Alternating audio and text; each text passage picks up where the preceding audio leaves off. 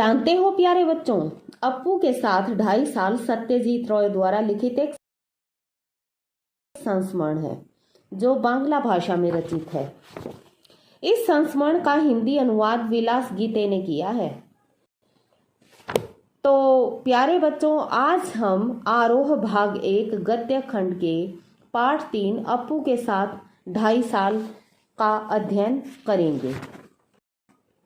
अप्पू के साथ 2.5 साल एक संस्मरण है जो मशहूर बांग्ला फिल्म निर्देशक श्री सत्यजीत रॉय द्वारा अपनी फिल्म पाथेर पांचाली को बनाते हुए अर्जित अनुभवों पर आधारित है।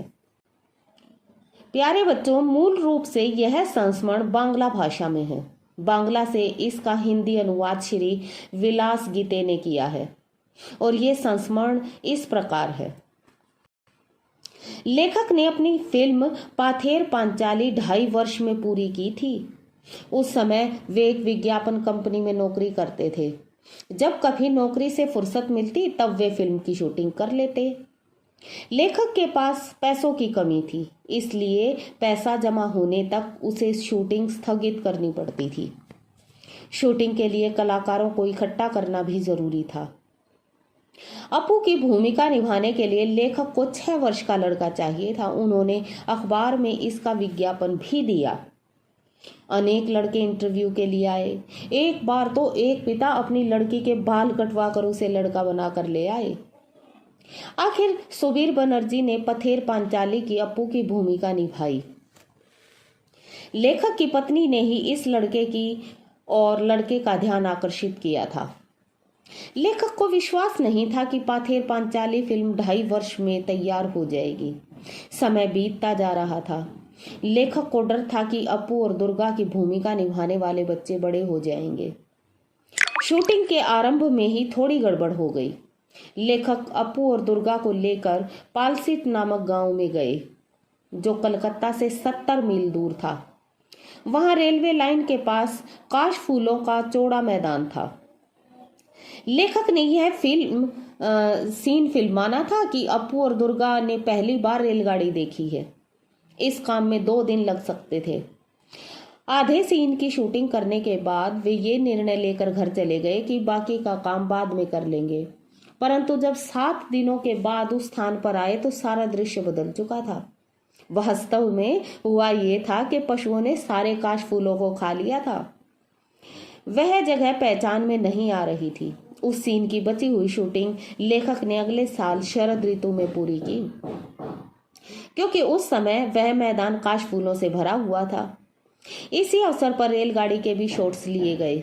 इसके लिए 3 रेलगाड़ियों का प्रयोग किया गया। अनिल बाबू स्टेशन से गाड़ी के निकलते ही ड्राइवर के केबिन में चढ़ जाते और इंजन के बॉयलर में कोयला डलवाते ताकि इंजन से काला धुआं निकल सके। पाथेर पांचाली में जब दर्शकों ने रेलगाड़ी के सीन को देखा तो वे पहचान नहीं सके कि उसमें 3 अलग अलग रेलगाड़ियों का प्रयोग किया गया था। इस फिल्म में एक भूलो नाम का कुत्ता भी दिखाया गया। दृश्य यह था कि अप्पू की मां सर्वजया अप्पू को भात खिलाती है और बचा हुआ भात एक गमले में डाल देती है। भूलो कुत्ते को वह भात खाना था, लेकिन इस सीन की शूटिंग करने से पहले सूर्य का प्रकाश मंद पड़ गया और पैसे भी खत्म हो गए।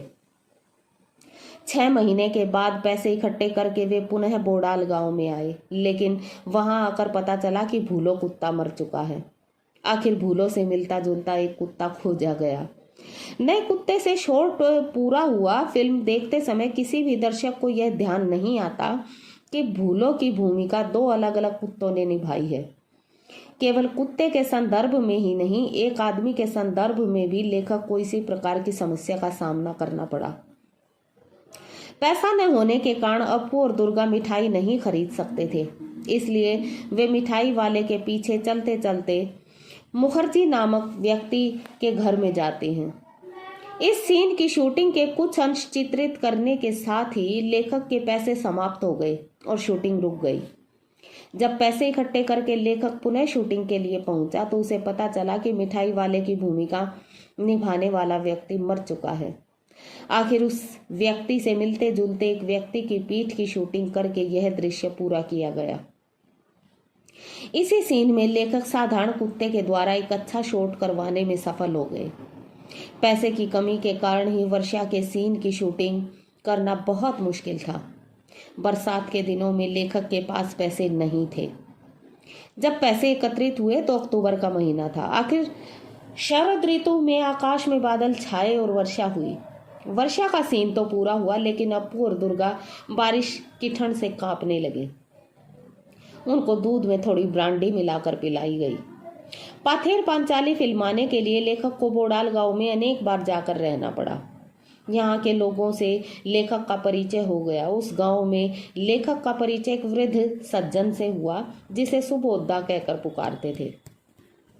वह व्यक्ति फिल्म वालों को अच्छा नहीं समझता था। उसने गांव वालों से यह भी कहा कि फिल्म वालों को लाठियां मारकर भगा दो। पता चला कि वह एक मानसिक रोगी था, लेकिन बाद में सुबोधा फिल्म वालों को Roosevelt, Churchill, Hitler, Abdul Ghaffar Khan के किस्से सुनाने लगे। इस गांव में एक धोबी भी लेखक को बहुत परेशान करता था। वह भी पागल था और जोर जोर से भाषण देने लगता था, जिससे साउंड में बाधा उत्पन्न होती थी। जिस घर में पाथेर पांचाली की शूटिंग चल रही थी वह बहुत ही जीर्ण अवस्था में था और उसका मालिक कलकत्ता में रहता था। लेखक ने उस मकान की मरम्मत कराई और शूटिंग के लिए तैयार किया। उस मकान के कमरे में रिकॉर्डिंग मशीन लेकर साउंड रिकॉर्डिंग भूपेन दा बैठते थे। शूटिंग के समय उनकी आवाज तो सुनाई देती थी, पर उन्हें देखा नहीं जा सकता था। एक दिन शॉट के बाद लेखक ने भूपेन बाबू से प्रश्न किया, पर उसका कोई उत्तर नहीं आया। बार बार पूछने पर भी जब कोई उत्तर नहीं मिला तो लेखक ने उनके कमरे में जाकर देखा कि एक बड़ा सांप कमरे की खिड़की से नीचे उतर रहा था और भूपेन बाबू सहमे हुए थे। सांप मारने की इच्छा होने के बावजूद लेखक उसे मार नहीं सका, क्योंकि स्थानीय लोगों ने उसे रोक दिया था। लेखक के अनुसार वह वास्तु सर्प था।